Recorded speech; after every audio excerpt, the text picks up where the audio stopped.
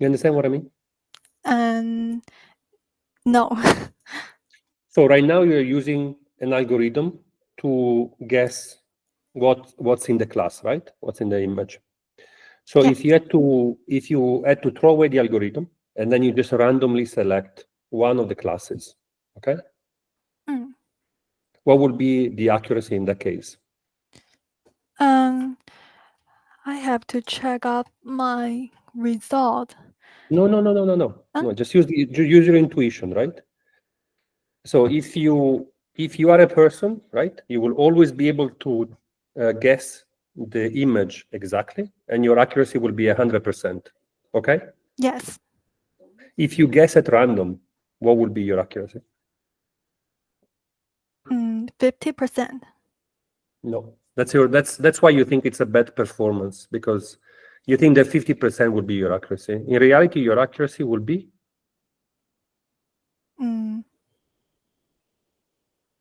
If I guess, maybe it's just 30% 10%. or It's 1 over the 10%. number of classes, right? 1 over the number of classes. Oh, yes. So I disagree with you that 60% it's a bad performance, right? Because it's 6 times, 7 times better than guessing Oh, at random, right? yes. Okay, go ahead. Oh, and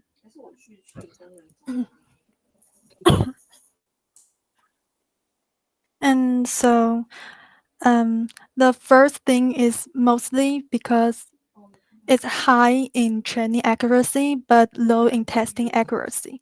So we guess we got an overfitting in this model. So the first thing is that we turn the learning rate, but just turn the learning rate can get a good improvement. We find that the learning rate should be large in the beginning and to learn faster and should decrease over time to refine accuracy without overfitting. So we add our scheduler and try different pairs of schedulers and optimizer in our model. Yeah, but the accuracy is still the same. And because of we find that it's overfitting, so one one reason that may cause this outcome is because the model is too dense, and so we try to fine tune the ResNet by adding some dropouts in the fully connection layer, and the accuracy didn't really change very much. So I tried another way of just monitoring the model performance. So I add the validation loss. I separate the testing data into testing and validation sets and monitored validation loss during training. And if validation loss increase, training will be interrupted. Yeah, I use this kind of method to avoid overfitting. And the key findings is that adding validation loss really prevent overfitting, and we can really monitor the training process and guess what the testing data may be at the training process. Yeah. I'll stop you there. I'll stop you there. Is everybody in chat familiar with this image? Is everyone in chat familiar with this image? 01. Okay, this is the most important figure in deep learning. Yeah. Guys, tell me if you want some more explanation about this figure, okay? No answer from chat. Maybe spend like 1 more minute to explain the figure, please.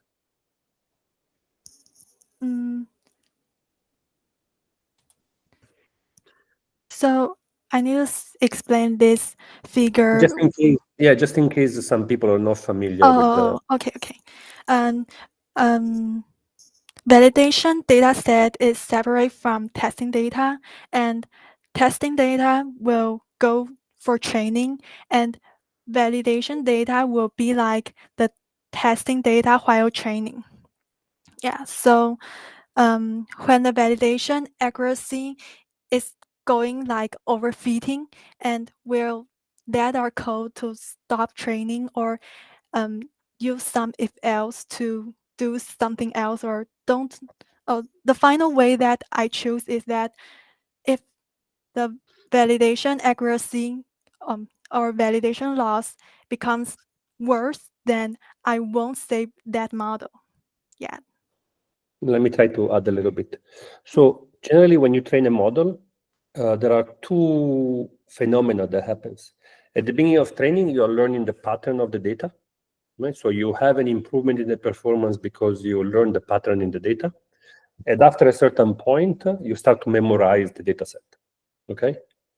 So the idea is that you want your model to be able to train your model all the way into the end of the first phase and stop as soon as you see the second phase.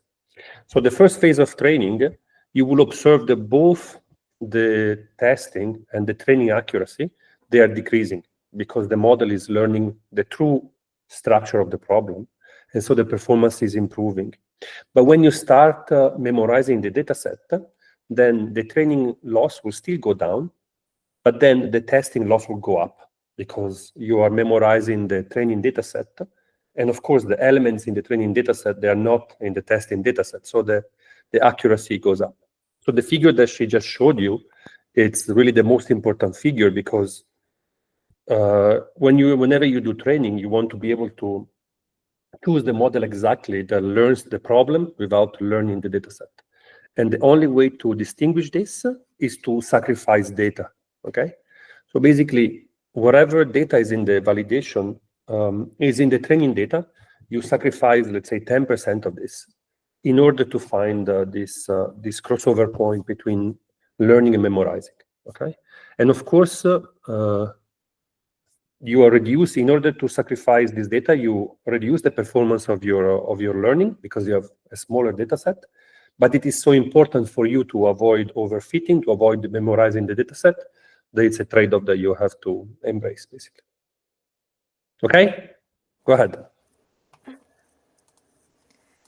And the next observation is that after I add in the validation and check that it's not overfitting, we find that training accuracy is low and both the testing accuracy is low. So we think that the data is not enough. So we use data augmentation to make the data more diverse.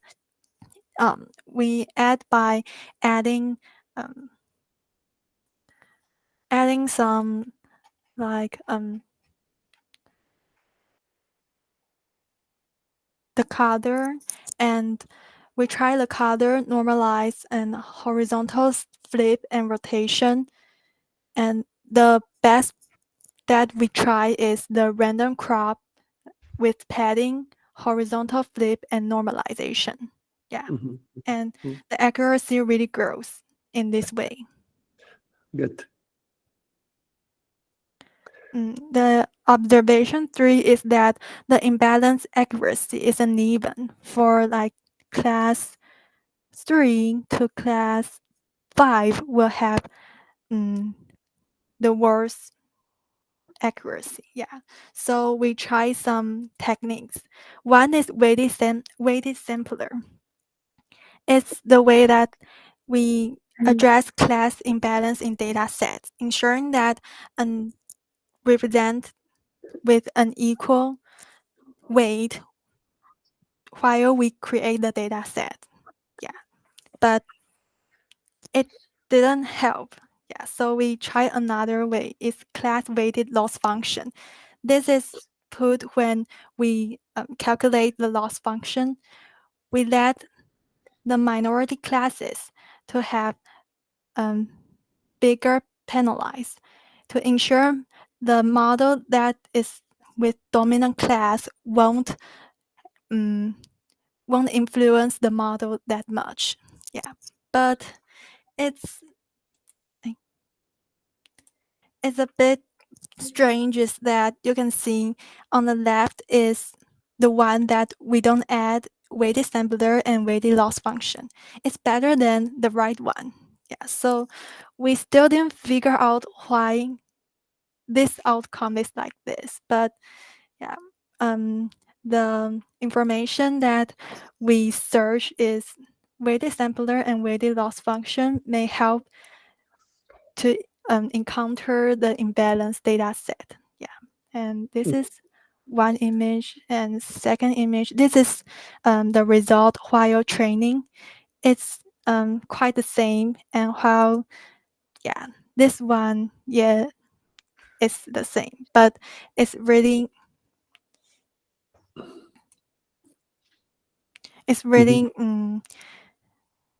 left one is really better than right one in this picture. Yeah. So the Can I add a potential. comment on this? Can I add a comment on this? Can you go back? So what happens in general, right, is that you can imagine that each class has a different complexity, right? So recognizing, for example, right, recognizing cats might be more difficult than recognizing cars, for example, right?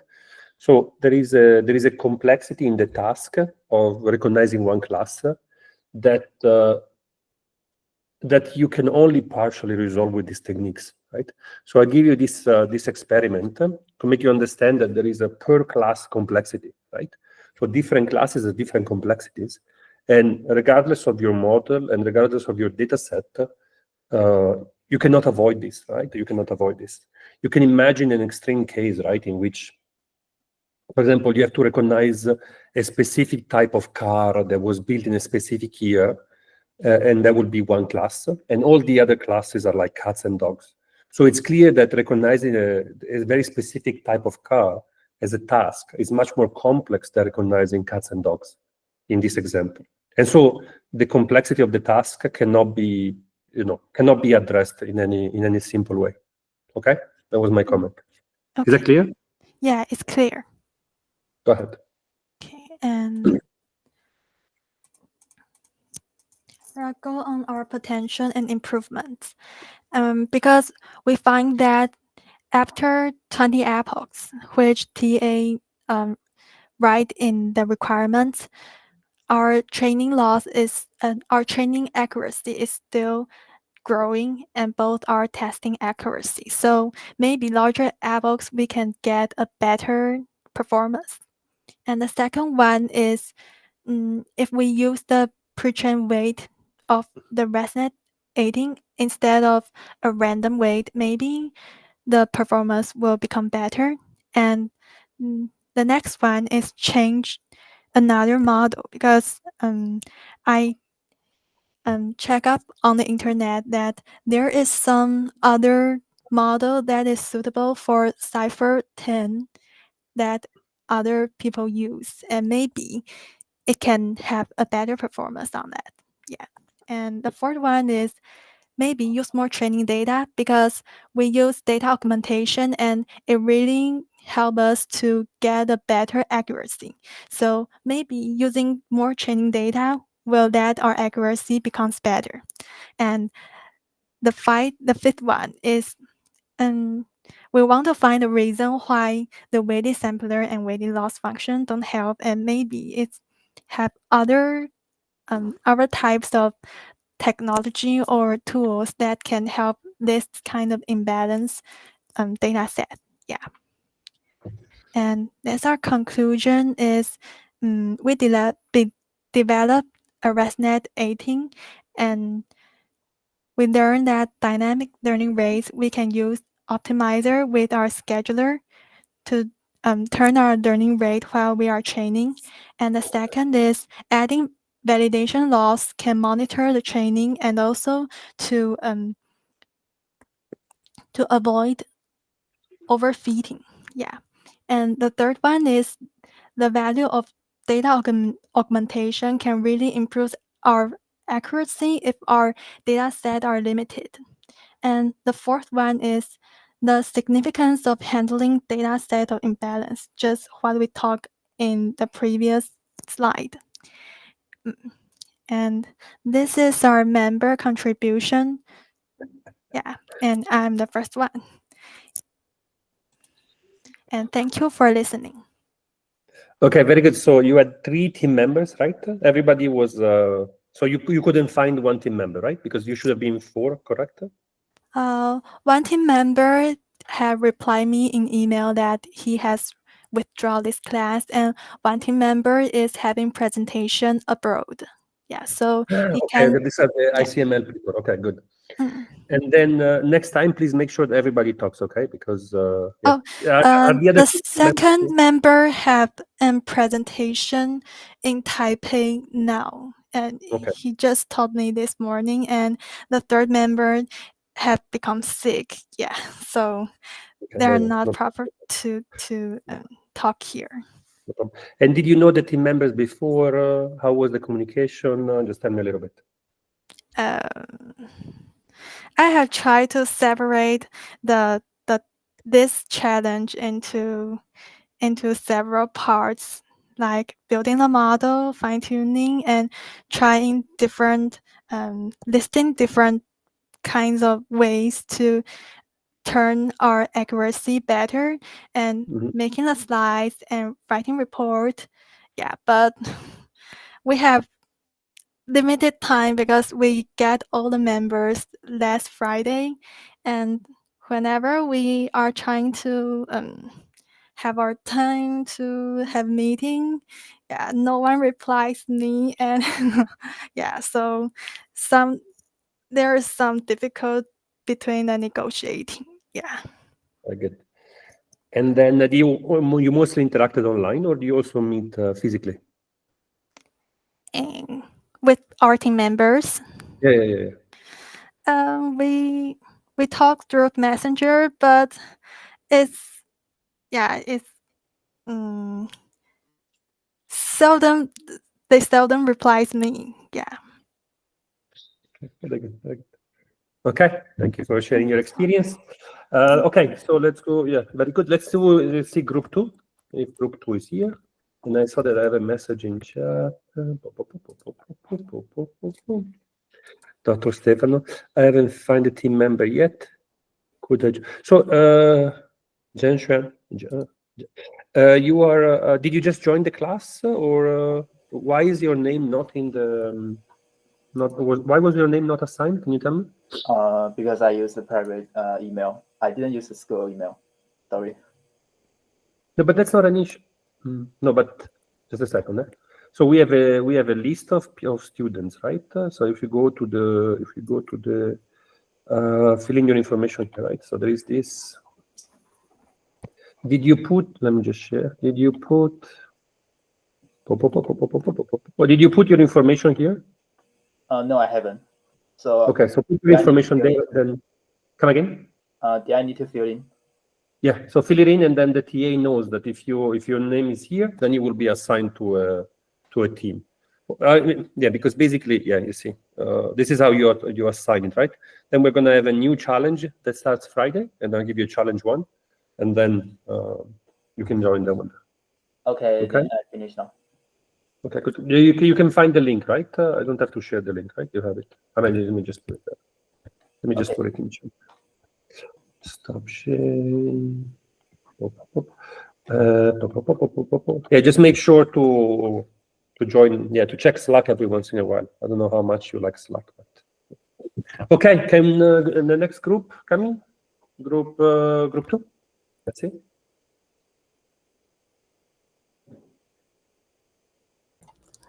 Hello. Hi. Okay. So I'm going to share the screen. Yep.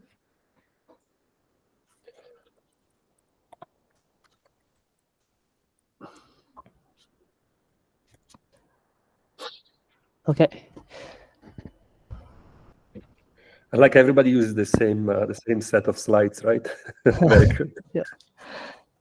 Okay. So now I'm going to talk about our group presentation.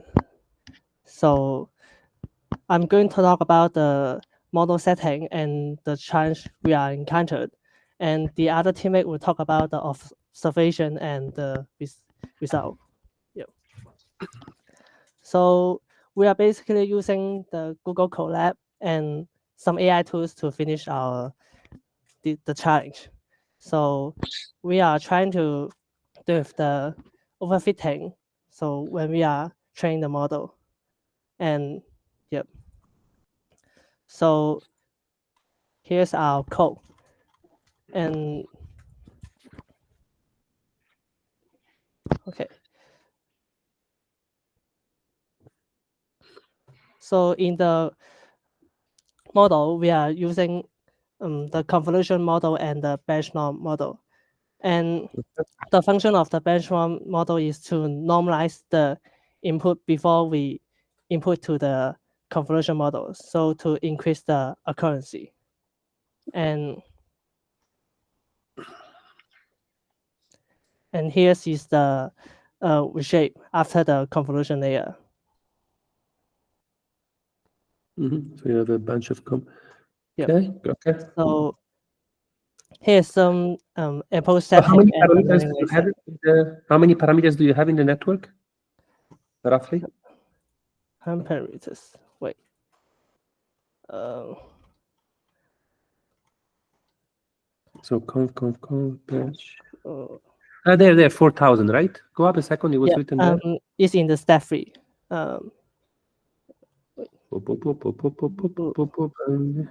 Wait. It's wait, 4,000. Here. So in stat free, we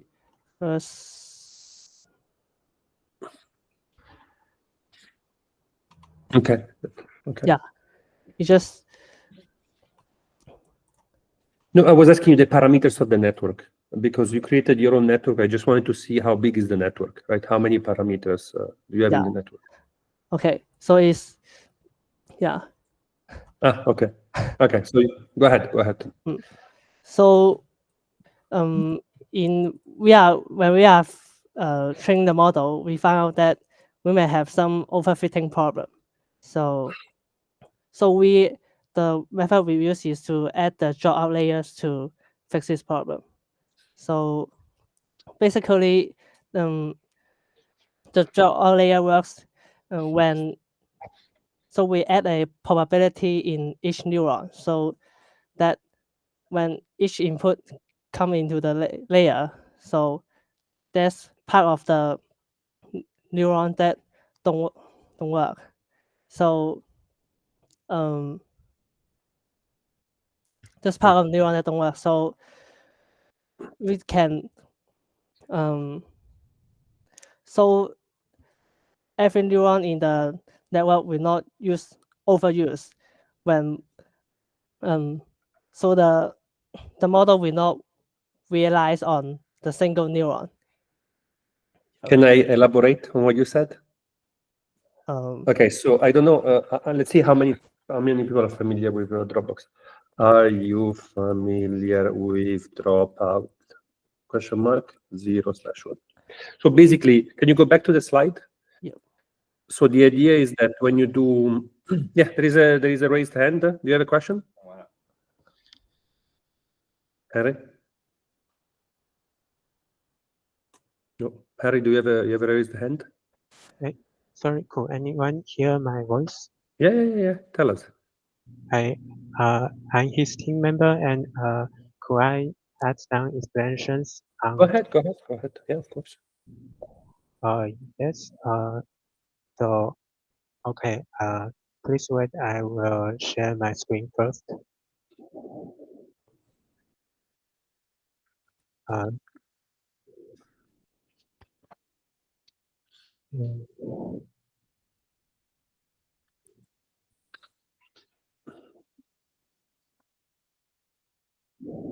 Hey, could anyone see my screen? Yeah. Go ahead. For the dropout layer, we can first see the pictures below. In the left picture is the traditional model structure, and we can see input and weights, and the number of neurons in this traditional structure is fixed. While the picture at right, we can see the dropout layer is added, and the variables I want to ask here are generated based on Bernoulli probability distribution, and which means the value of these variables are either 0 or 1. So we can say that some of the neurons may disappear because the variables, some of these variables are set to 0. And this kind of disappearance can lead to the simplification of the model structure.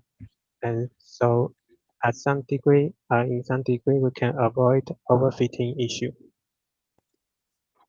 Good. Okay, so do anyone have questions about this part?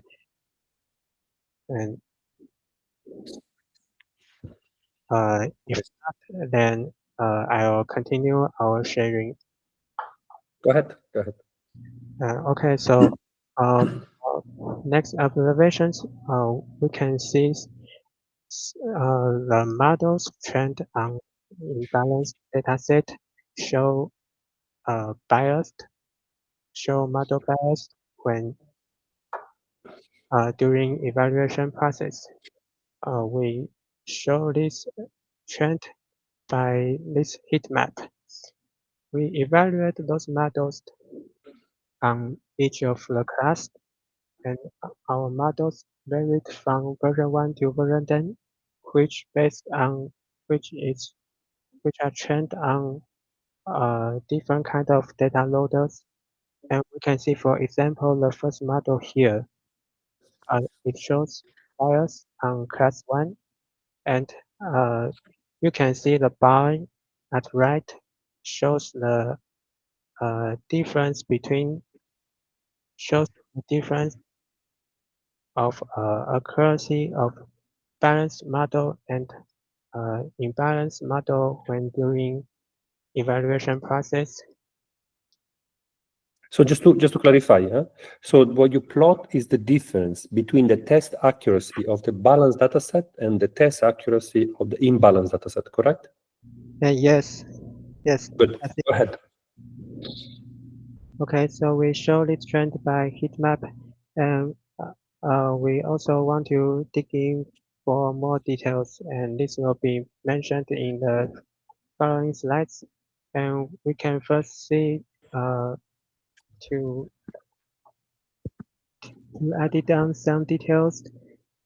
We have unexpected discoveries that during our training process, the accuracy values when the process converges are always lower than 80%.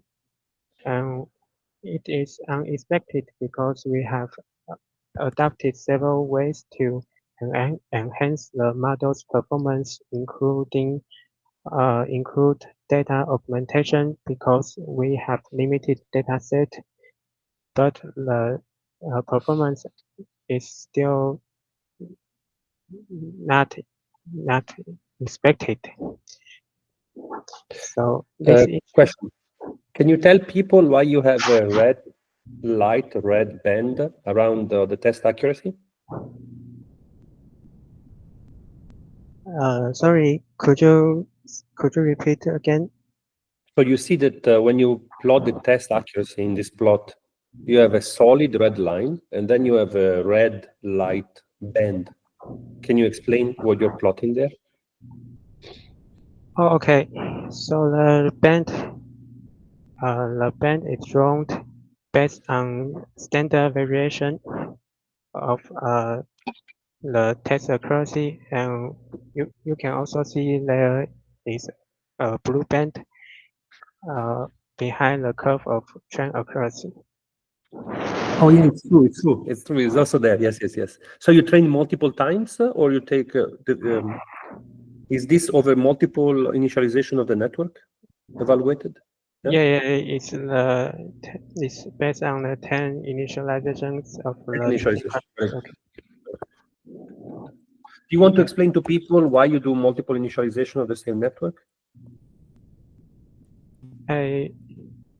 Yes, because I want to observe the trend and also the impact of initialization or the the impact of random initialization.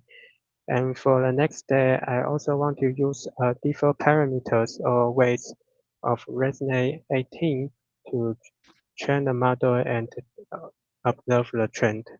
Okay, go ahead. If there is any question, guys, ask them. Yeah, go ahead, Eric. Yeah. Okay.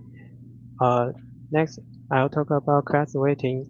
We are dealing with this and adapting this method to avoid the negative impact of imbalanced dataset. And our results will also be included in our next heat map. And on the other hand, it's a little bonus is that we think in an imbalanced dataset is not bad or is not negative as always.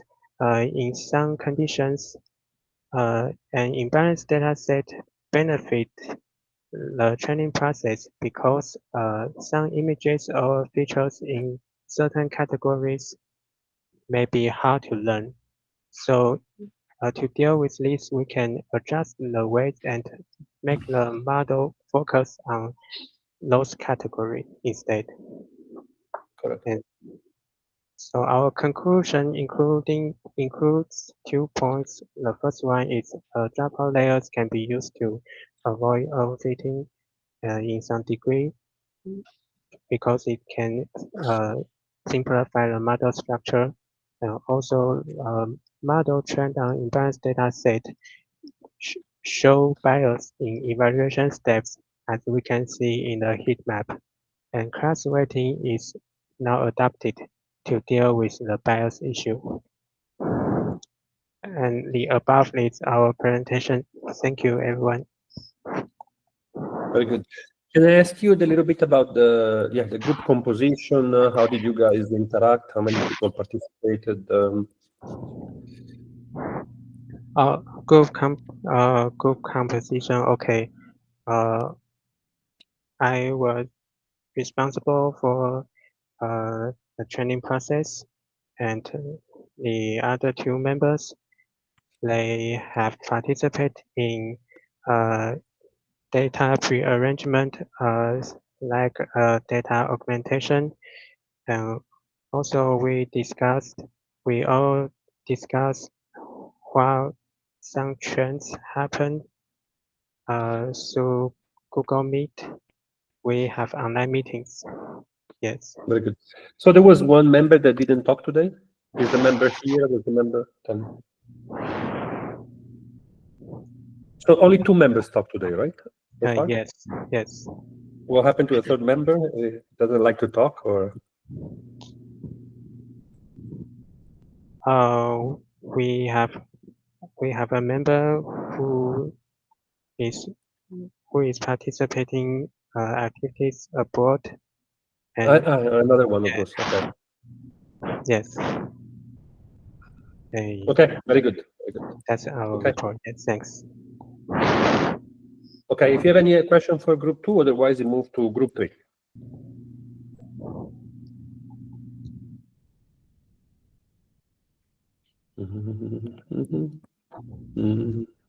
Yeah, group 3, you can come forward and meanwhile.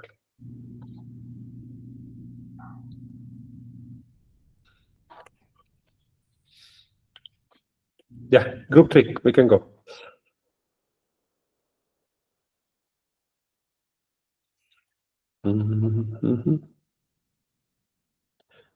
There is no group 3. Is group 3 here? Yes, but Okay. first where's my teammate? Let me check.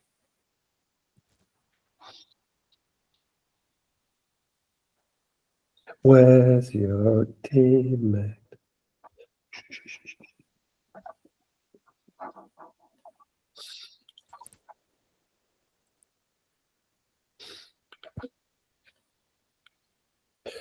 I have group 4.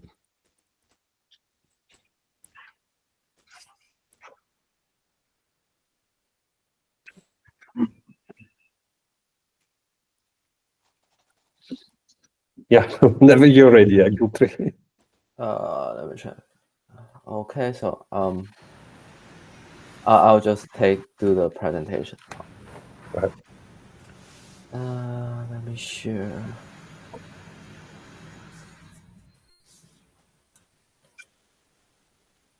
How can I present? So next, if you look at the bottom, right, is a All right. little box with an arrow in the middle. That's it. Here. Group 3.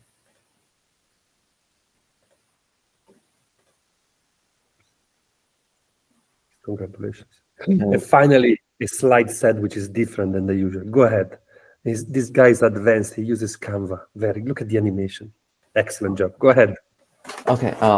This is our groups and our group teammates. And an introduction. Data imbalance is a common challenge in real data sets, and it can affect the performance of machine learning models. And our study aims to how to investigate the ResNet 18 performance and on balance SIFAR10 data sets, and try to explore the strategies to mitigate the impact of the imbalance. CIFAR10. Usually people say CIFAR10. It's a Canadian institute of something. Just say CIFAR10. CIFAR10. Okay. And we have two codes. That one code is made by me and one code is made by another teammate. That we've used different strategies. So probably another strategy need to be stay by another teammates. But I don't know if he's here. So here's a challenge that we have run too long because that it has 10 classes, 10 times training, and each classes have 20 approach ones, and so we have 2,000 times in total training. So, and for code 2, we have another challenge is that the accuracy is too low, but I think it's very perfect. Then and it runs too long for about 8 minutes. It's better than my code 1. Let me tell you, 8 minutes is not long, okay? 8 minutes is not long, okay? Like I'm training some models now, I let them go for 12 hours, right? So everything is relative, okay? 8 minutes is not long. Go ahead. Yes, and here's how we try to improve that.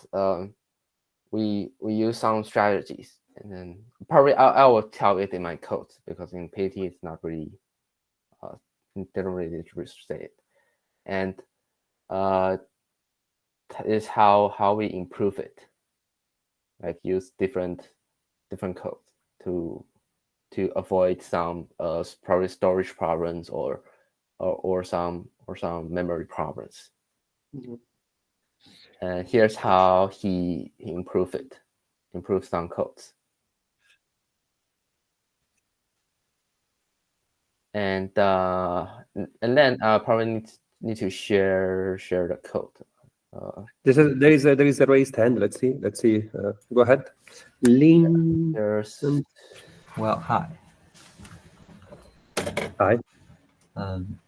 Well, I'm the group 3's another members. Maybe I can explain the presentation.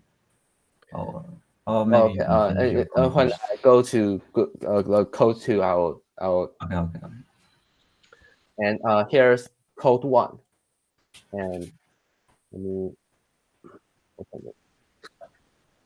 Here's the step 1 that we load the CIFAR10 data sets, and then try to calculate each packet index, and then 80% is for training and 20% is for testing. And then we will give it back to the PyTorch data loader for training and testing.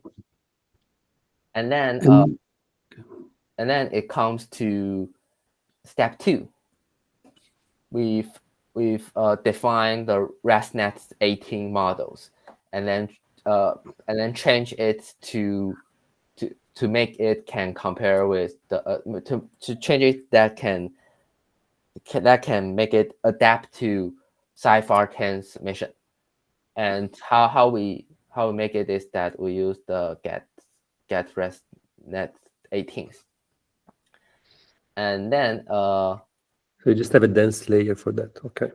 yes. And Yeah, then, because that, usually you will have multiple dense layer, right? Because there you have a very heavy dense layer from 512 to 10, so it's a little bit heavy. Anyway, right. Go ahead. And then it will be step 3 and step 4. That step 3 is for training ResNet 18th and to try to analyze its training and accuracy for 10 times to measure how his random how can I say Initialization. Yes, it affects. And then step 4 is to calculate the to evaluate the percast accuracy by here. And then is how this code and this code, these two codes, is for accelerates the training part. And how I do this accelerate is that for the first one here, I use a torch that can, let me check. Notes, where's my notes? Yeah, okay, so you have some data augmentation, right? And then torch. Yes.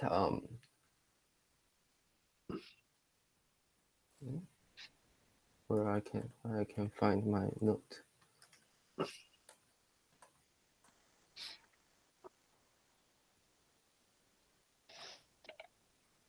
Wait for a second. I need to check my notes.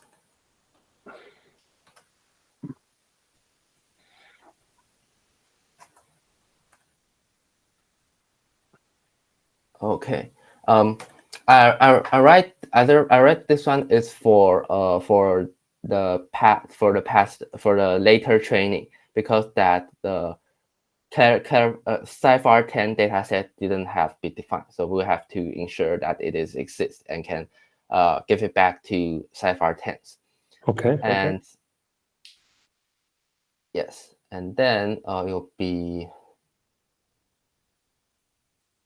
this one, CIFAR 10 loader, which is for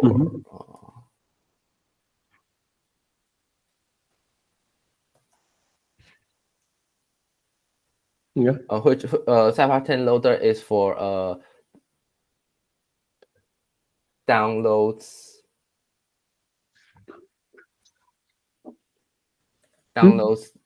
my using the CIFAR 10's data sets, and according to its n, to strict every class's amount, that it can make it training faster. That it don't needs to it won't need to train every it won't need to be that great amount. And next one will be the training part. Will be the last part, which is step 5, step 5 and step 6. Step 5 and step 7. That so you just have 2 epochs, and the batch is 56. Yeah. We use this one to calculate the percast accuracy, and then try to average the confusion matrix. Then it comes to step 5, which had the very dataset balance per class, and it'll have a default number of sample per class. Then and every CIFAR 10 have maximum for 5,000 samples. Samples, yeah. And then I use this one, Sapphire 10 loader, which is before this one, to ensure that it can support the num workers and pin memory. And I've do another part is this one. I asked for ChatGPT that it tells me that I can just initialize one time the model, that it can of course. it can brings up its efficiency. And then it comes to the training part of just step 6 that make it doing training. Okay. And step 7 is to evaluate the class currency, then and then release the GPU and memories, and then calculate the final average accuracy and the confusion metrics, and then try to visualize those parts. And here's our results here for 0 to 10 class. And our highest accuracy is about 0.6. And here's our confusion matrix over time. Yeah. Right, it's like this. And then comes to our second code. Let me. Do you want to switch, guys? Yes. 停止。OK， 接下来该你弄那个 second code 讲解。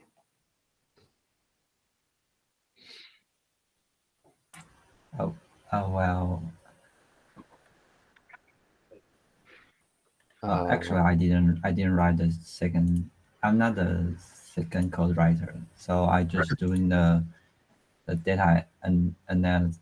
Okay, go ahead. Just tell us. Yeah, just tell us what happened. Okay, so I'm sure the screen.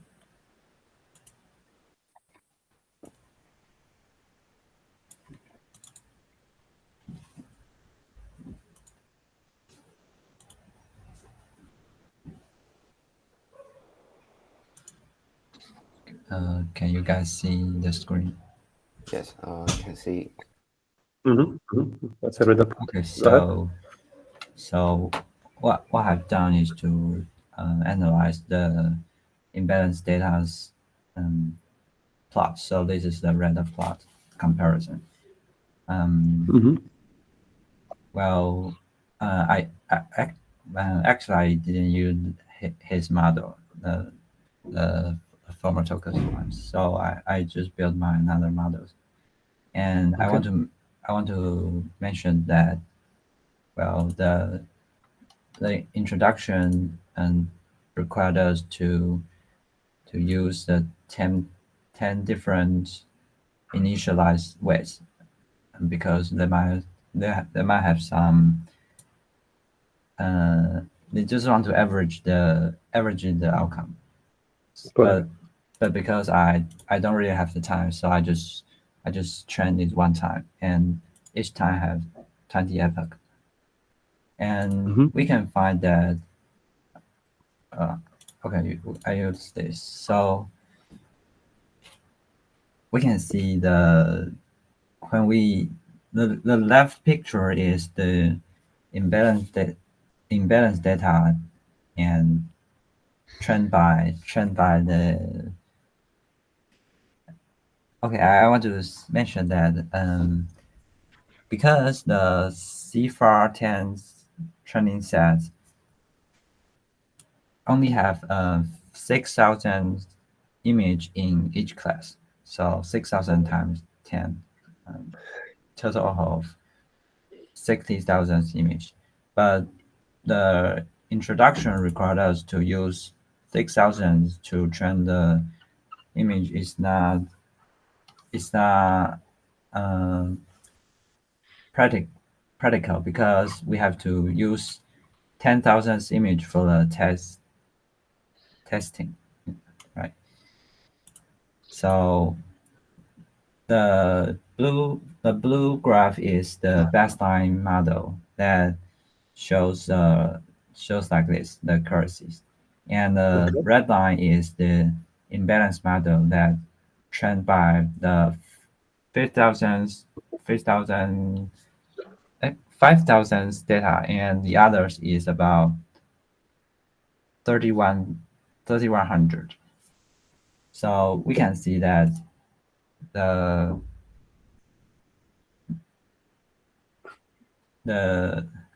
more classes one is might performs better when it comes to the imbalance data. So we can see in this red graph. And yeah, this is the confusion matrix in the, the last model. Yes.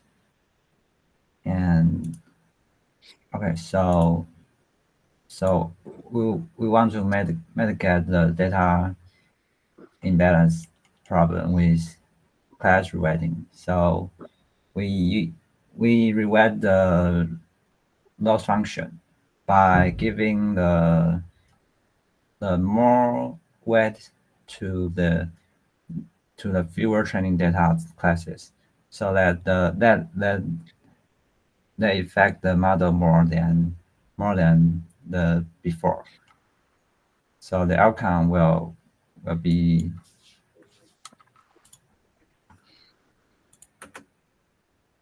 like this. And before this, I will want to mention the F1 score.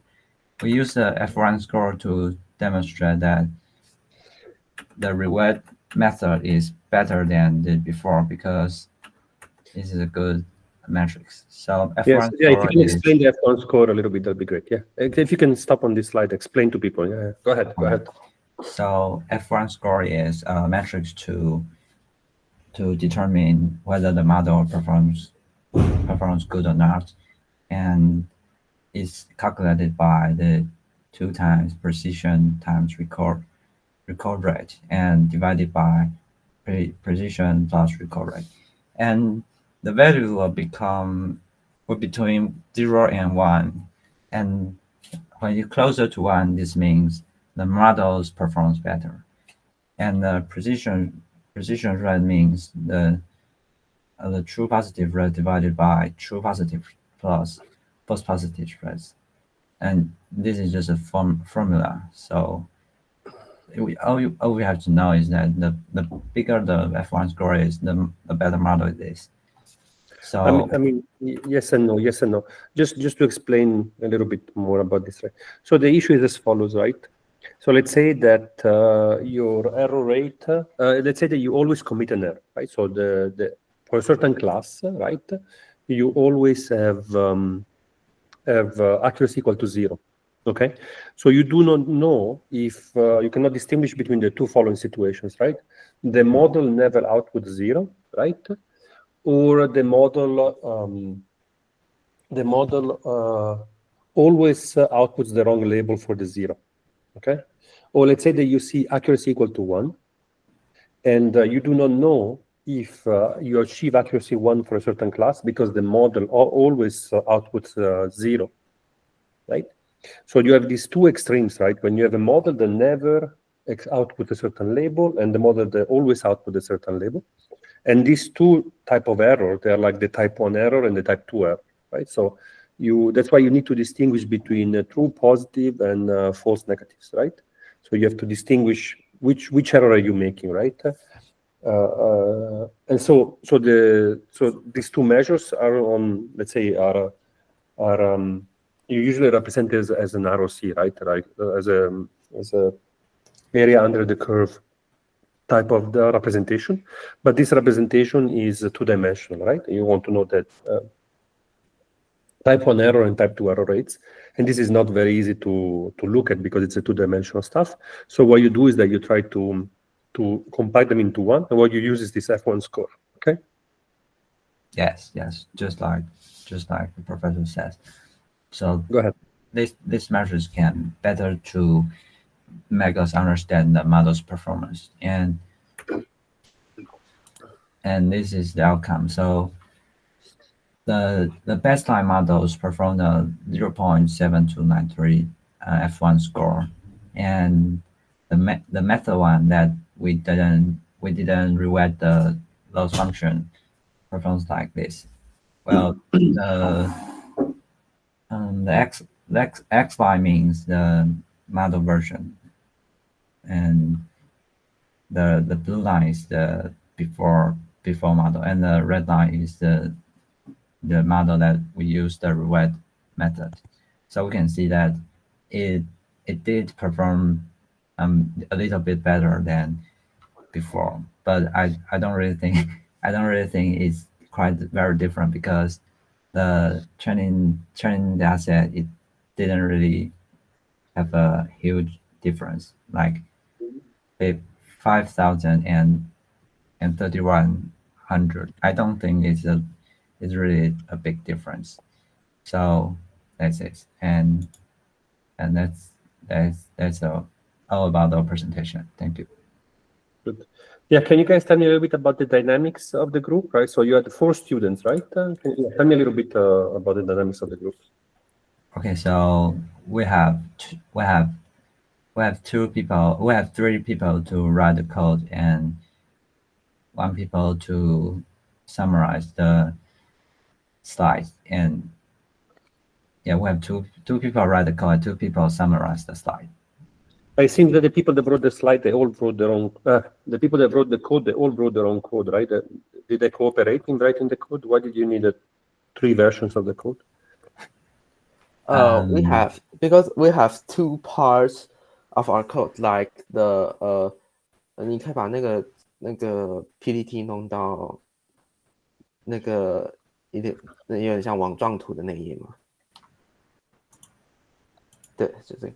This one is code 2 results, and it has. Okay. So you divided the codes into different. Okay, go ahead. Yes, we have different methods, and this is what he did.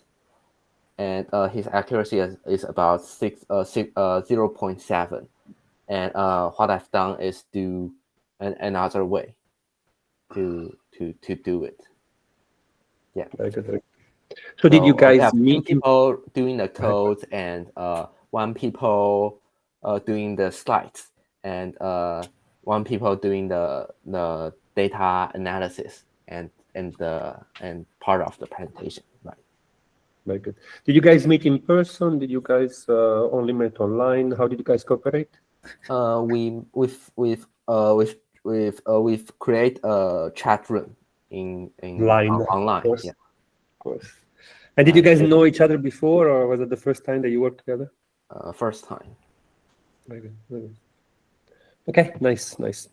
Yeah, I like this radar plot because it helps you see like what you gain and what you lose, right?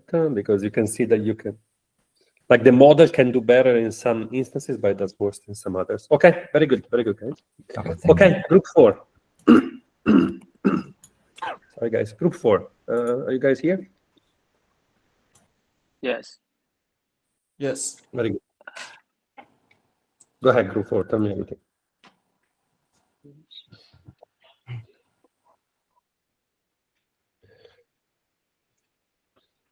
That's a nice picture of a train. Go ahead.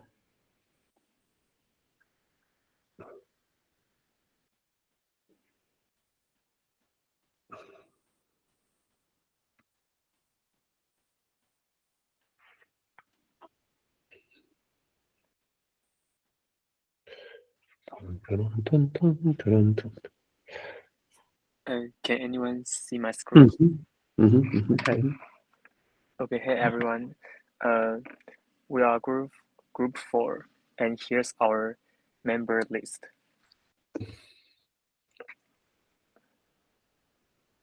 So, all right, let's start with a quick intro. We're working with the Cypher 10 dataset, which contains 16,000 images across 10 different categories. In real-world applications, datasets are often imbalanced, meaning some categories have way more samples than others, which can affect how well a model learns.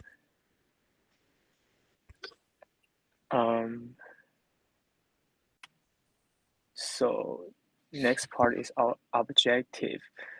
We're working with the Cypher 10 dataset, which in our study, we're focusing on ResNet 18 and how it performs on an imbalanced version of Cypher 10. And we're analyzing both training accuracy and per class accuracy to see how well the model handles these challenges. And next is our observation 1, the confusion matrix. So the left is the data is imbalanced. The model favors contains classes leading to biased guesses. And the middle part, if we guess randomly but keep it balanced, predictions are more spread out but still not accurate. Next, the right part, a well-trained balanced model gets it right more often, shown by the clear diagonal. So let's move on the next part. Okay. Can you go back one? Can you go back one? Go back one slide, please. Okay. Why when you guess randomly, you have this random guess, imbalanced random guess, balanced random guess? When you do random confusion matrix, can you explain this to me? It should be more, it should be uniform, right? Because you changed the range of the guess between 1 and 1. Okay. Yeah, can you explain to me this one here?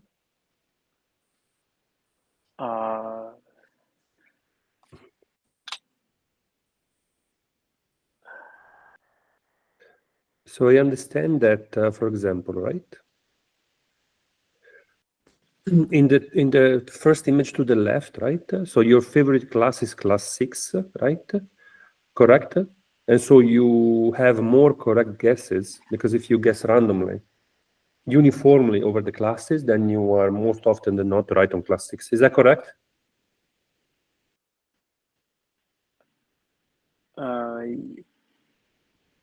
Yes. I mean, somebody must have made this image, right? Yes.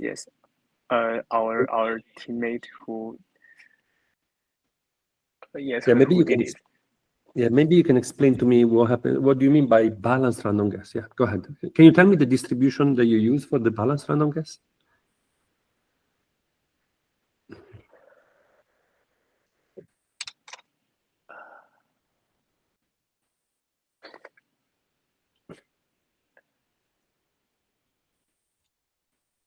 Guys, I mean, I just want to know how you obtain this image. That's it. Like what you mean by balance and imbalance. Can somebody help me?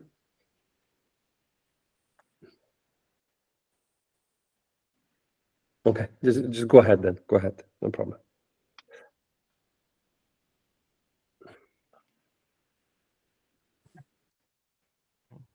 Okay, let's discuss about the different laws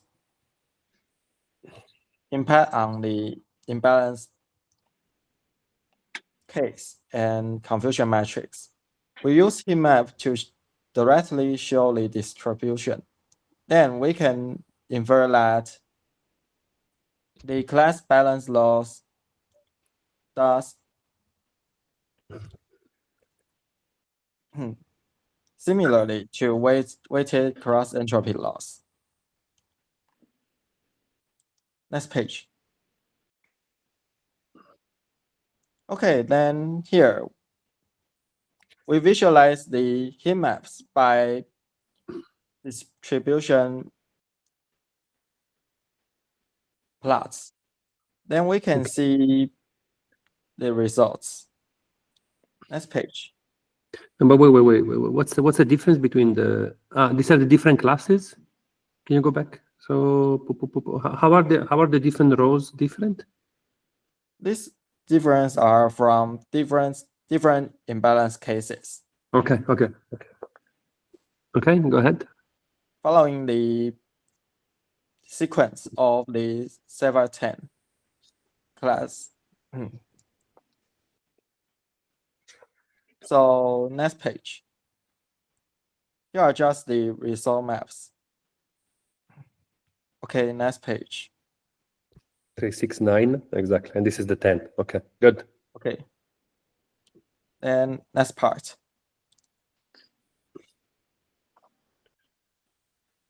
Now I'd like to briefly share the training accuracy progression observed in our experiment. So at the beginning of the training, the model starts with an accuracy of around 42% to 44% in the first epoch.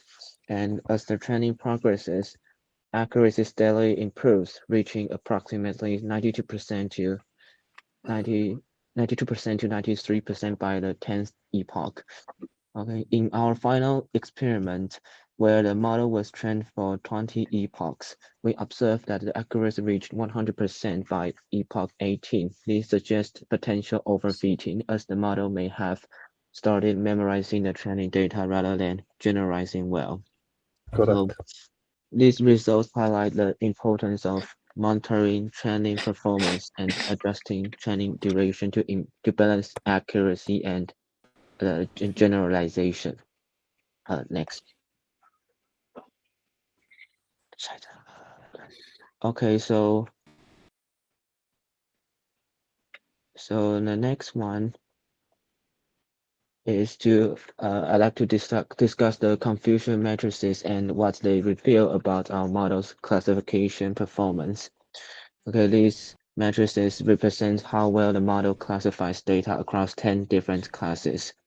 Okay, interestingly, we observe consistent misclassification patterns across different rounds. This suggests that certain classes are inherently more challenging for the model to distinguish. And additionally, some confusion matrices show higher off-diagonal values, indicating frequent misclassification of specific classes. And this highlights areas where the model struggles and suggests the need for further improvement, such as better feature extraction or additional training data. Okay, or refined model architecture. Next.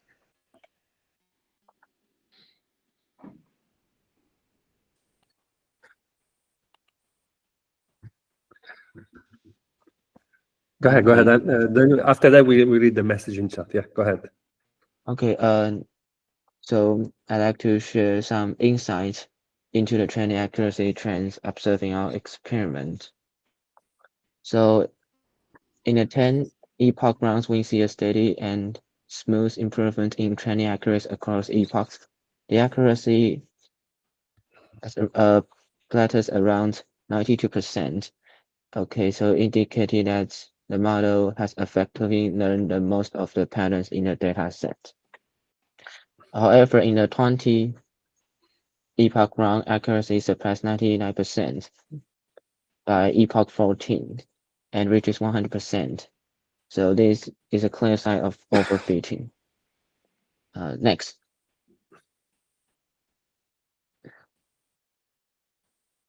So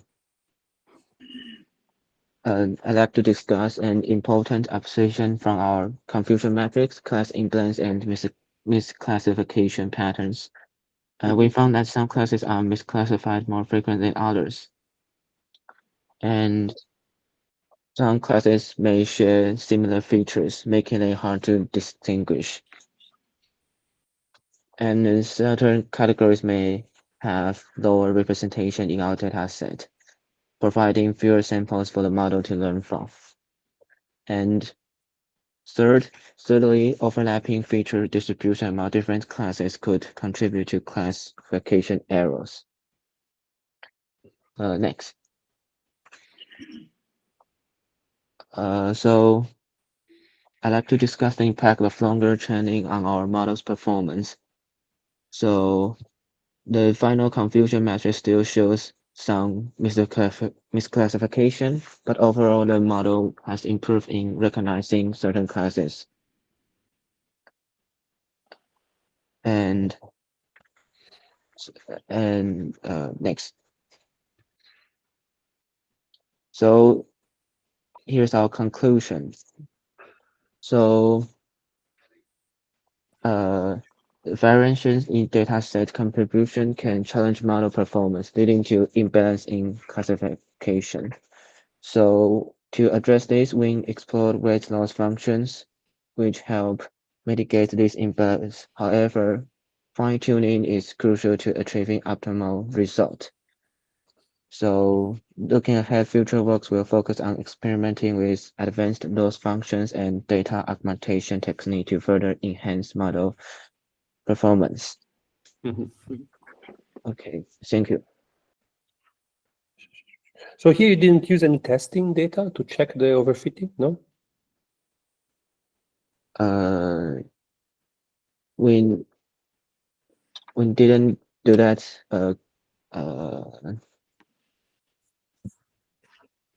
Just asking, yeah, just asking. Let's see, can you repeat your question? If you didn't use any testing data to check the overfitting, like we're discussing for group 1, yeah? We haven't done it yet. Okay. Yeah, try to add it before you submit. Okay, let's read what Ken answered in the chat. If I don't know the characters of your name, please forgive me. Okay, some of you have simple names, but some of you names are too difficult for me. Anyway, apologies. So he says, balance and imbalance in observation 1 means. Can you go to the slide that he's talking about, the one with the balance and imbalance? Means that we have 6,000 data with all the data and the test data. Also choose from these 6,000 temps. So the random guess sigma distributes uniformly and imbalance with 6,000 and 2,009. So the test data is imbalance, which leads to one category has more chances to be done, but actually random guess. Statistics, right? Statistics. Statistics. Okay, can you just confirm, Kenan, that in the first plot you have class 6 is the favorite class, and in plot 2 class 0 is the favorite class. Can you confirm?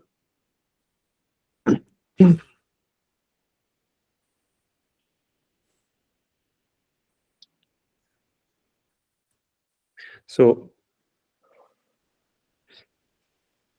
let me ask you this question, right? So before we move on, okay? Let me ask you this question, right? So you understand his reasoning. His reasoning is as follows, right? In the leftmost plot, he just guessed uniformly, right? In the rightmost plot, he says, I know that one label is favorite label. So instead of picking the label randomly, I pick the label so that the favorite label is picked more often, right? So the distribution of the data is the same as the distribution of the data, okay? And then consider the extreme case, right, in which you always pick the favorite label, okay? Then I ask you, like, which strategy is the best one, right? Which strategy is the best one? Because of course,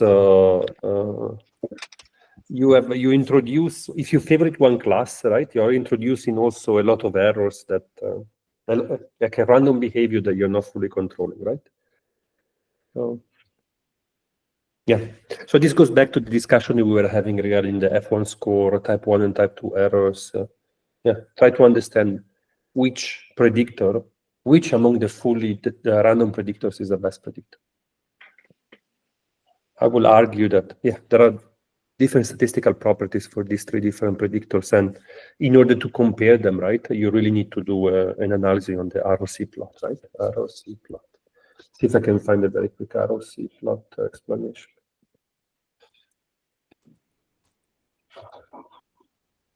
ROC curve here, something like this. Yeah. Let me just we just discuss this a second, then we take a break and we go. Let me share this one here, right? So in the ROC plot, you do this, right? So you have the true positive rate and the false positive rate, right? So what you are trying to plot is how often, right, you say that You understand true positive rate and false positive rate, right? So the idea is that if you always guess, let's say that you are trying to guess class 0 versus all the other classes, right? If your classifier always outputs class 0, then you're in this point here, right? Because you always guess the right one, but you make a lot of type 2 errors, right? And this point is also trivial because here you never output the class, so you never make a type 2 error, but you make a lot of type 1 error.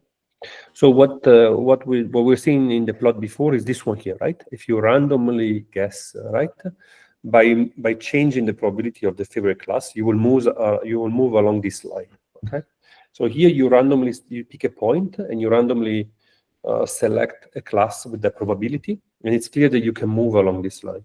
Okay, and the perfect classifier is here because this is the one that makes it's always the true positive rate is equal to 1, so you always output the right label when the sample comes from the label, and you never make a mistake, meaning that your false positive rate is 0, meaning that you never say that a sample has label 0 when it has a label different from label 0, right?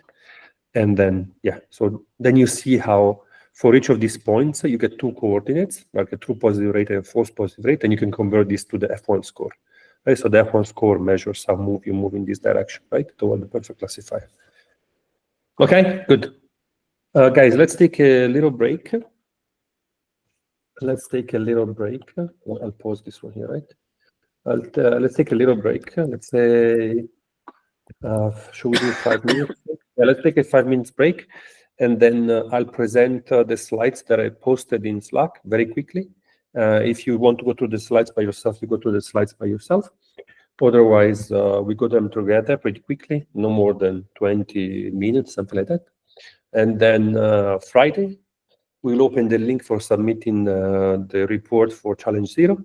We will send you the intra-team and the cross-team evaluation forms. And then we will also release Challenge 1, which will cover the next 2 weeks. And we will form new random groups, okay? So that you get to work with some more people, okay? Any questions before we go on break?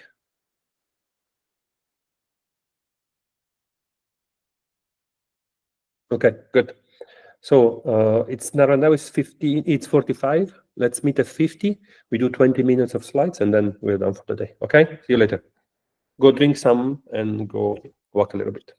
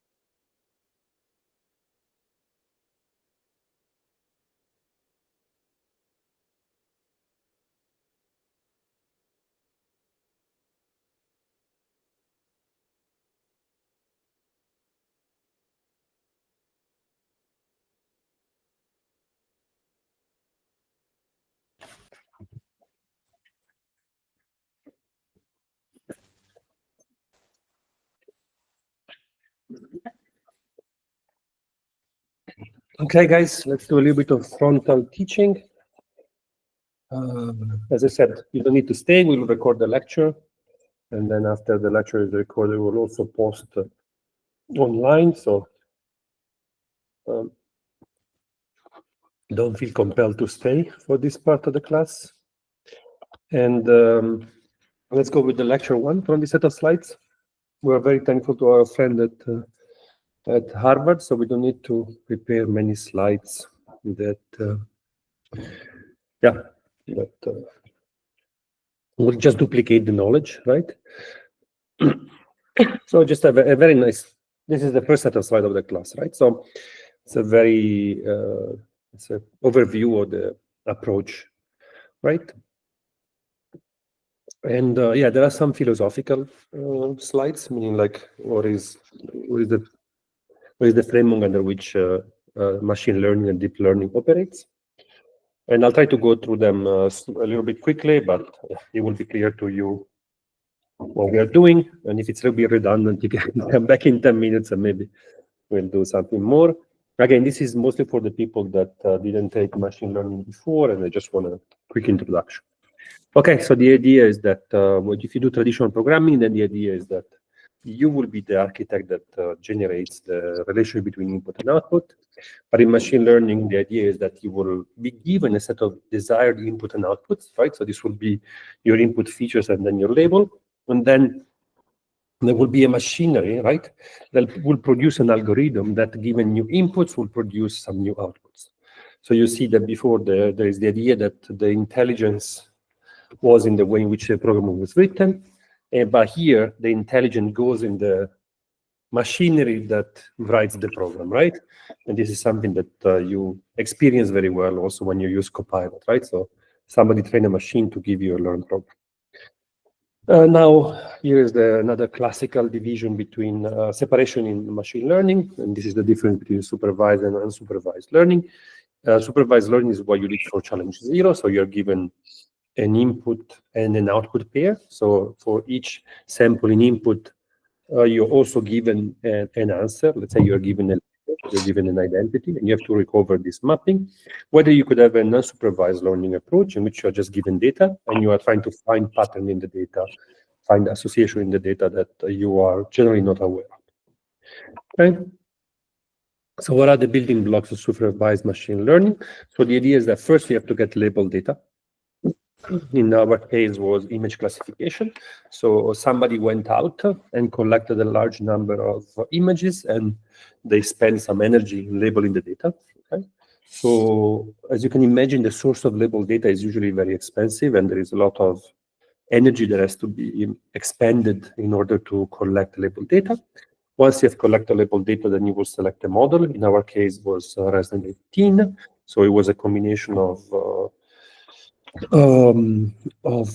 convolutional layers and dense layers. Then you define a loss function, right? So we decided the loss function was cross entropy loss.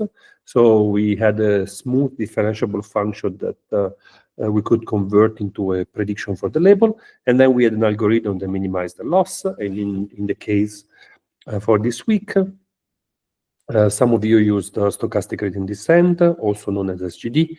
Some people use Adam. Some people use RMSProp. This is something which is it's all there for you already programmed in Torch, for example. Okay? So let's go into each of the blocks with a little bit more detail. So, for example, if you took my class last year, you know that the two canonical examples are, for example, the advertising budget and the amount of sales, or it could be the patient history and the risk of heart attack. This is a recurrent data set in the slides. So the idea is that you have a set of input features which we usually indicate as X.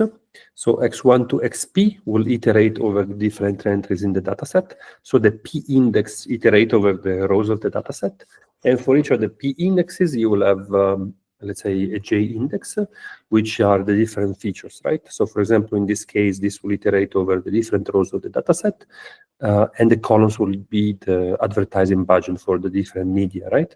So this will be the TV advertising budget, this is the radio advertising budget, and this will be the newspaper. And this would be one instance of the dataset in which, for example, we were selling washing machines. We chose a certain set of budget for these 3 different media.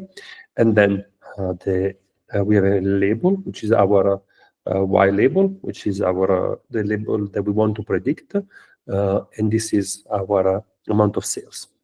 So you see here that the logic in which we choose observation, predictors, and labels, it's very clear, right? So the observations are the sort of the instances of the problem that we have. The predictors, you can think of them as the variables which are easy to control or to acquire, okay? So, of course, if somebody gives you this problem, it will, let's say if you have a company, right? In this case, you have an advertising company. It is clear that the difficult task for you is to predict what will be the sales, because the prediction task inherently is very difficult, right? It is not a deterministic problem. And the variable which is hard for you to predict will be the amount of sales. But there are some variables that they are easy for you to control or easy to observe, and these are the budgets that you spend, okay? So it's clear that in the problem setting itself, in the nature of the problem itself, you already have indications on what should be your labels and what should be your response value, right? And then we said, so we have this data set. Just a second. This is another classical data set that we have here is the Art Attack data set. So here you have the different features are the different properties of the patient. This is a row of the data set in which you have the age of the patient, the sex, and so on and so forth. And what you are predicting, what is the task that you're trying to solve was to say if they have a heart attack, right? If they have some heart condition. And then we have to select a model. So in classical machine learning, we are always solving problems of the following type: regression, classification. When you go to deep models, you're able to perform more difficult tasks such as object detection, and for this there are some standard models, right?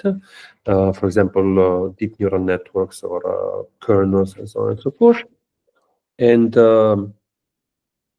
in supervised machine learning, usually we have 2 different types of classical problems that we have. One will be classification, one will be regression. Classification means that the output of the model should be categorical, right? So there is a category which you are trying to guess. So this was the case that you did this week with a CIFAR dataset. You were predicting the label of the image, if it was an airplane or a cat or a dog. And it's clear that there was no particular relationship between the classes, okay? So if somebody would have asked you to rank the classes or to draw a relationship between the classes, your answer would have been that there is no relationship between the classes, okay? So the idea is that when you're predicting these different labels, there is no meaningful idea of distance within the labels, okay? And in contrast, you have the problem of regression. In the problem of the regression, we have that we are predicting a continuous variable, and if we predict the variable y, and the true label was the variable y prime, the distance between y and y prime, it is meaningful. Okay, so for example, let's say that we are predicting a house price. In this case, the prediction is continuous, right? Because the house price is a real number.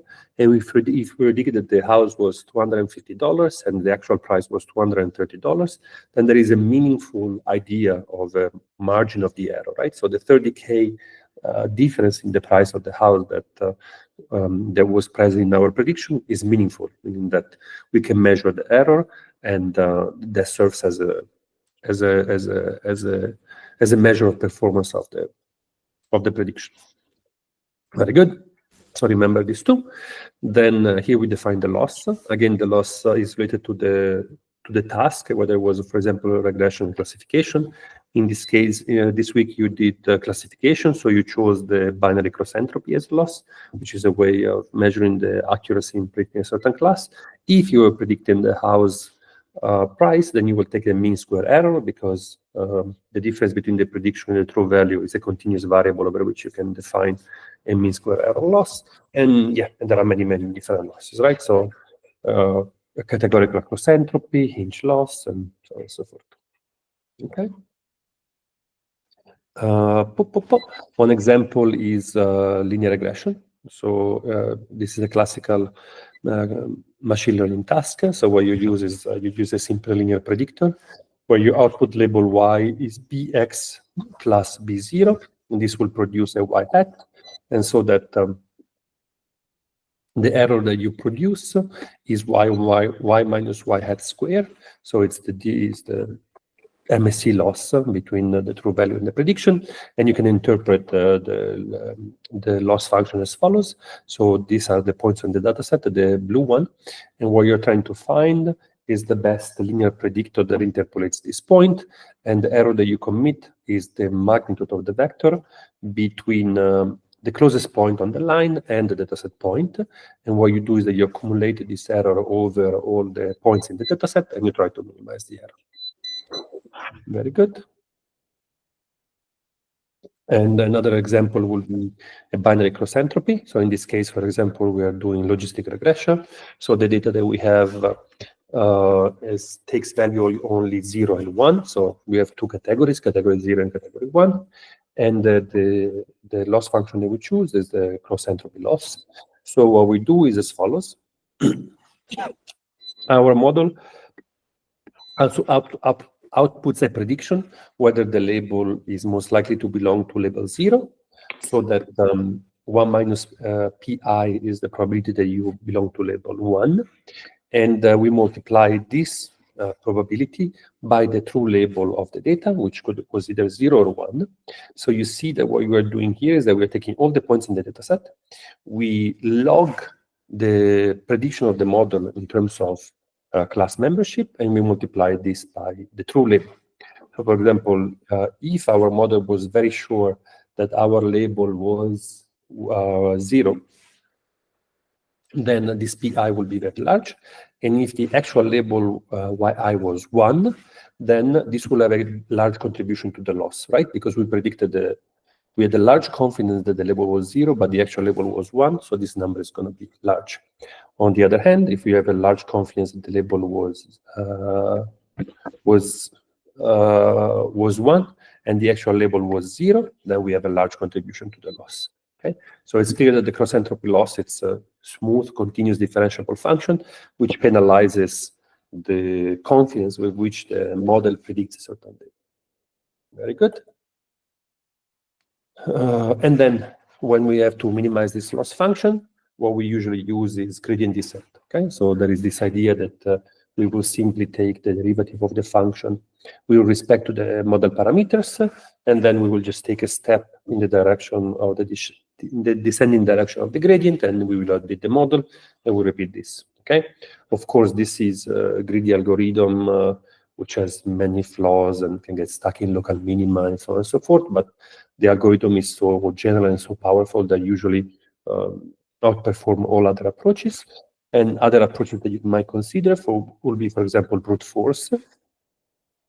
So let's say that you have a model with m parameters.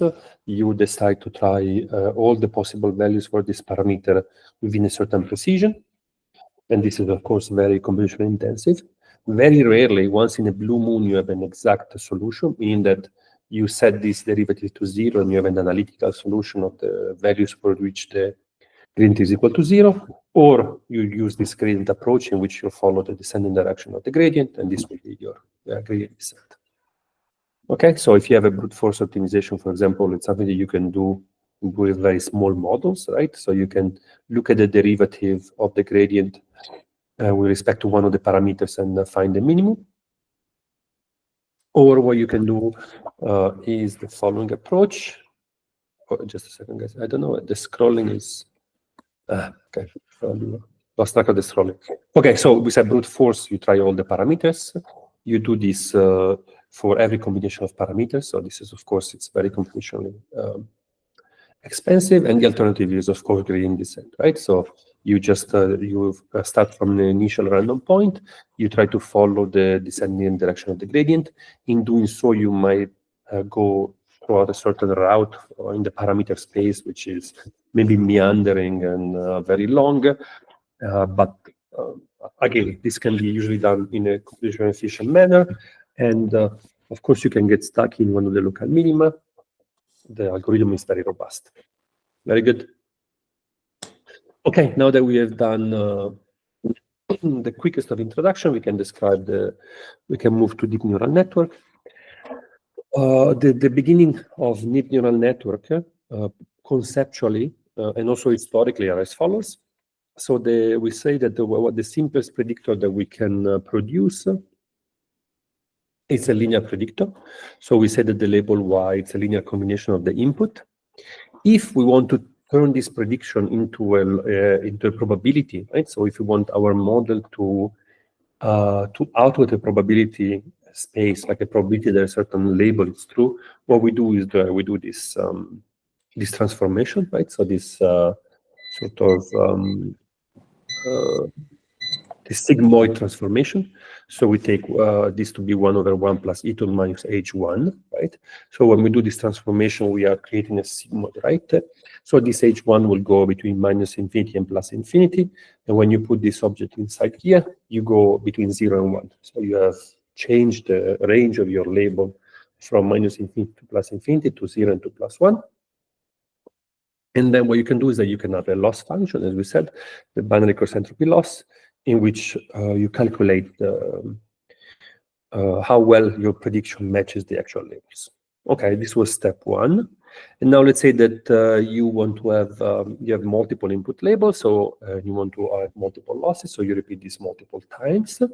And so eventually you will get something as something that follows, right? So you have all your input feature from x1 to xn. These are all the different features that you have in your data set, and you have multiple predictors, right? Each of them contributing to one of the possible labels. And then if you repeat this for all the elements in your data set, you're summing over n, and you get the total loss. Okay, so here we were operating sample by sample. So what we can do now is that we can operate vector-wise, okay? Now we can take a multidimensional input, and this becomes a matrix multiplication expression, right? So this will be a vector, this will be a vector, this will be a matrix, this will be a vector, so that having put a set of features in, you get a vector H out. This can also be transformed into a probability. No worries about this expression. And then again, you can calculate the loss over all the elements in the data set. Usually, when you do this, you want to expand it, yeah, as to the case in which X is actually a whole data set. So what you can do is that you can stack all the elements in the data set in a matrix as follows, so that then all this multiplication by this omega parameter, omega vector, omega matrix, sorry, this matrix omega can be also stacked into a larger matrix, and then you can write all your operation into a matrix multiplication operation. Okay? So now this loss function will still be a scalar, and here you have a matrix times a bigger matrix that produces a vector H. Then over each dimension, you do this softmax operation over each of the dimensions of the vector H, and then you sum them up and you obtain a loss. Okay, almost there. So what are we doing next?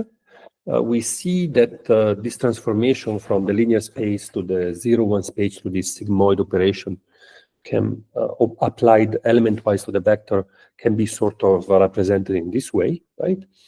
And then this full transformation from the x to the y hat can be seen as follows, right? Through this representation, which we call a neuron. So this is the input, these are the weights of the neuron, and this is the activation function sigma, which is applied element-wise to the vector. And this is our first single neural network. And then once you have once you have this sort of primordial computational unit, what you can do is that you can stack all of them. And the idea is that if you only had one neuron, you will be able just to have a discrimination between two classes, which follows a linear separator. And as you want to add more neurons, you want to create a more complex shape in which you can separate your input space into the two possible classes. And the way you do that is through trade, right? So again, the idea is that if you only have one neuron, you can only find one separator. And if you have multiple, you can do better boundaries between the two classes. And how do you stack them together? The idea is that the idea is here, right? That you will take an input, you will feed it to two different neurons, one with weight omega 1, W1, one with weight W2. They will produce two outputs, zeta 1 and zeta 2. And then you could simply combine the two separators, for example. So if you look at the Z1, this will be a sigmoid between 0 and 1. Z2 is a sigmoid between Z2 and Z1. And if you combine them through two linear weights, this omega 3.1 is omega 3.2, what you will obtain is this type of boundary, right? So you have a first, let's say, non-linear separation between the two different classes. And of course, in general, they will not sum to 1, so this will not be a probability, but it's not a big deal, right? You can just normalize things so that what you obtain is a probability. And how do you do this? You just put another neurons here, and then this neurons has this sigmoid nonlinear operation. They will again compress the prediction between 0 and 1. So what comes out again is a probability distribution. For this probability distribution, then you can define a binary cross entropy loss, and then you can go back to our pipeline, and you can see how you can optimize the parameters of the model to obtain the desired prediction. Very good. So now here we can just do some nice plots. So you see if you have one hidden layer, you will go from your inputs to your two neurons, and then you will have another neuron that normalizes to distribution. So one neuron will have this activation function, the other one will have this activation function. When you combine them, you get a nice peaky activation function. And as we change the parameters, we can sharpen this. We can sharpen this distribution as much as we wish. And if we add more intermediate neurons, more hidden layers, then we were able to do a much more complicated boundary. And you see that basically what we're doing is that we allow for the non-linear separation of the input space into the two classes of our classifier. So here we're still doing logistic regression. So what we're doing is that we have a data set of input and outputs, and we have to decide one of two classes. The neural network is a sort of a combination of logistic regression units, where you have a linear combination followed by the sigmoid. And we can show that this neural network is able to approximate any non-linear separation, right, between the two classes. And it's clear to you how this will also be applied to regressions. The regression problem. Let's do another one. Let's do another set of slides very quickly, and then I'll let you guys go.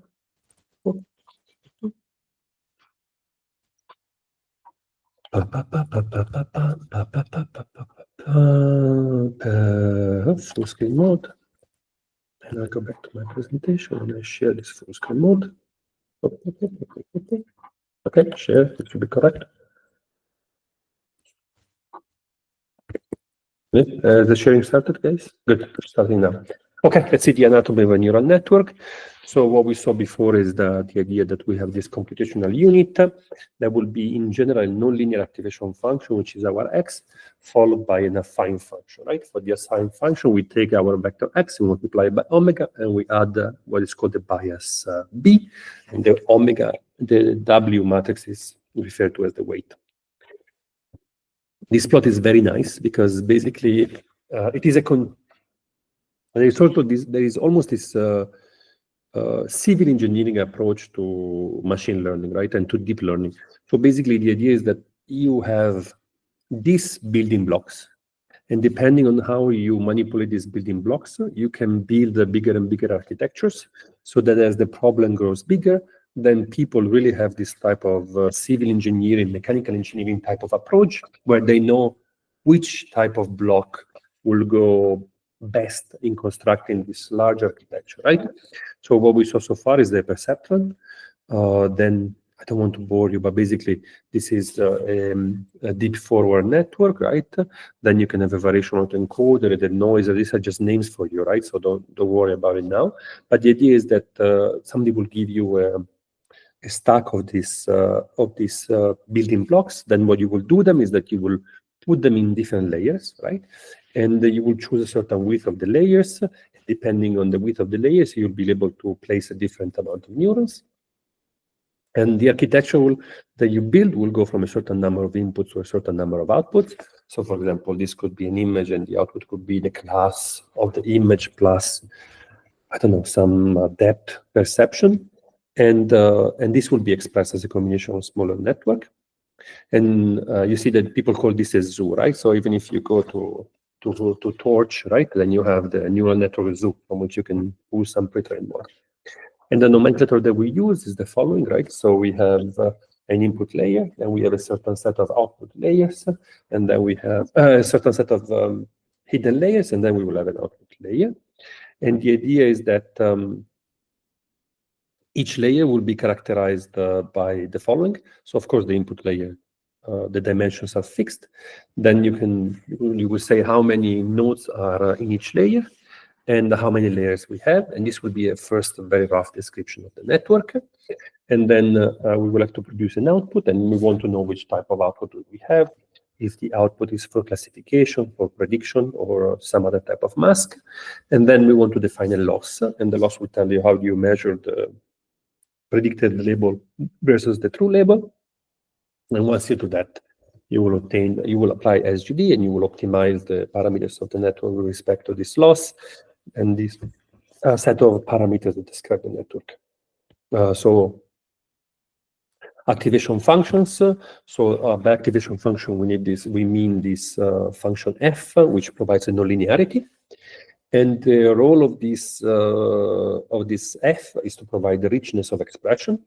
So if you take this f to be a linear function, then your network is not very rich because you are just using a combination of simple linear functions. So the more complex the f is, the more expression, the more expressive your network is, meaning that you can represent input and output relationship which have larger complexity. And some of these names for this nonlinearity we've seen. So sigmoid and tanh, they are restricted between 0 and 1. Then you have ReLU, soft plus, generalized ReLU, a bunch of functions you can see. So the sigma is the simple one that you've seen. So the idea is that we have this transition between 0 and 1, and the derivative of the sigmoid is 0 everywhere, but has this nice peak around 0. And depending on the parameters of the sigmoid, you can squeeze or enlarge this transition. Then there is tanh, which is generally more peaky than the sigmoid. So people prefer the sigmoid because you have a larger region in which you have non-zero gradients, right? Because you can imagine that when you're running SGD, you are looking for gradient values that will tell you in which direction to move your optimization variable, the weights of your network. So if an activation function has gradients which are close to 0, meaning that it's very flat, then you don't collect much information about the direction of the optimization. This is your below of the ReLU, so this is the max between 0 and x, so it's just 0 and then up. So you see that the ReLU is problematic because the derivative changes between 0 and 1 with a discontinuity. In order to avoid discontinuity, people usually have this type of stitching, right, of the ReLU to make the elbow of the ReLU smooth so that we can define a derivative. And this is the ELU, right, the exponential ReLU, and this is the expression there. So you remove one of the vanishing gradients, you still have another peak in the gradients, but okay, you can deal with that. Soft plus, this is an approximation of the max between 0 and x. You can express it in a soft way using log of 1 plus e to the x. This is a specific form of the smooth max among multiple variables. And then you have this x times sigma x, another type of activation function. This is just for you to sort of have an idea what parameters you can play with. Loss function, we already saw that what we do is that we are given a prediction, and then the prediction will be repeated for all of the elements in the data set, and this will give you a sum of the loss over the elements in the data set. You have seen MSE and binary cross entropy. These arise in a statistical sense from choosing our output to have to resemble a Gaussian distribution or a Bernoulli distribution respectively. And the output units, this is again just for you guys to play around with this a little bit. Of course, it depends if what we want in output is a probability of a label, in which case we'll use a sigma, or we want a distribution. So if we have multiple outputs, then we have to use a softmax to normalize the output probability to sum up to 1. So you have used this this output unit, or or you can just have a linear output layer if the task at the hand is regression. And so this is a very nice set of slides that shows you how expressive a network is as you increase the number of hidden layers. So then the slide has to be read like this. We are given a function x sine of x. So x sine of x is a nice function because it has this nice representation which is smooth. And what we're doing here is that we are drawing a data set of the points between 0 and 7, randomly picked. And for each of the x point, we create a label y, which is y equal to x sine of x. Then we are taking the network with very number of hidden layers, and we're using SGD in order to teach this one input, one output layer to reproduce the function x sine of x using the dataset of measurements. Very good. So in blue is the true function. You see that in 0 is equal to 0, and then as x grows large, you will have larger and larger oscillations. And here we have the output. In orange, we have the network. So in the network, we can input all the values between 0 and 7, and this will give our output, and our output will be this yellow line. So here we have a ReLU, right? So this hidden unit will give either 0 or x. So you see that when you train the network, it gives you 0 for small values of x, because the sign basically compresses the x in a small interval. And then after 6, what you do is that the ReLU activation kicks in. So for x between 6 and 7, then the output is going to be equal to x. Okay. So what we have done is that we have taken the ReLU and fitted the ReLU to minimize the loss between x sine of x and a certain ReLU. Okay. So we're going to give an output 0 in this range, and then we're going to give an output x in this range. You can imagine what happens next is that we add more hidden layers, and when we train the network, you see that we can approximate this x sine of x much better, and it's clear the game that we're playing here, right? So in each range, we sort of activate only a subset of the neurons, and some neurons are going to have a positive weight and negative weight, so that we can follow the function with piecewise constant function, which are either negative or a positive slope. And you can imagine that as you increase the number of functions, then your approximation will go to 0. And one of the fundamental theorems is that neural networks, they can approximate any input-output relationship. But of course, the theorem is beautiful but useless, because it says that you have to let the number of hidden layers grow to infinity. So if you have a one-to-one function, there's one input and one output, you can approximate any function in between this input and the output, but you need infinitely many neurons in the middle. So here you see that as you change the number of layers, then number of layers give rise to a different approximation. You see here that we have neurons turning on and off, right? So here only one is on, only one is off, and then here they're both off again. Here they will cancel each other out. And as you add more and more and more, the type of expressiveness you have is a little bit better. So you see here that maybe with fewer neurons, which are placed in parallel instead of in series, which are placed in series instead of in parallels, you will get a better approximation of the function with the same number of neurons. And so, so you see the role of the layers. And it's clear that if we have multiple layers, we have a more richness of the representation than if we use them in parallel. And the idea is that you can think that each layer changes the data representation from one space to another space, so that there is this idea that as you go down the layers, then you get a more useful representation of your input data. So you see each layer as a sort of a processing unit, and the processing unit, they are feeding onto each other, right?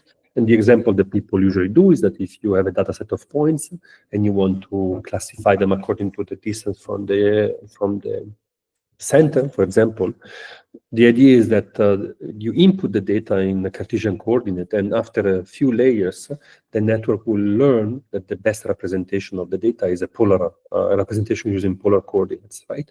So there is this idea that each layer is a processing unit that is accomplishing a task sort of uniformly across the layers. Of course, this is just how we see things. In practice, our understanding of what has been learned by the network is sort of limited, especially in the parameter with many regimes.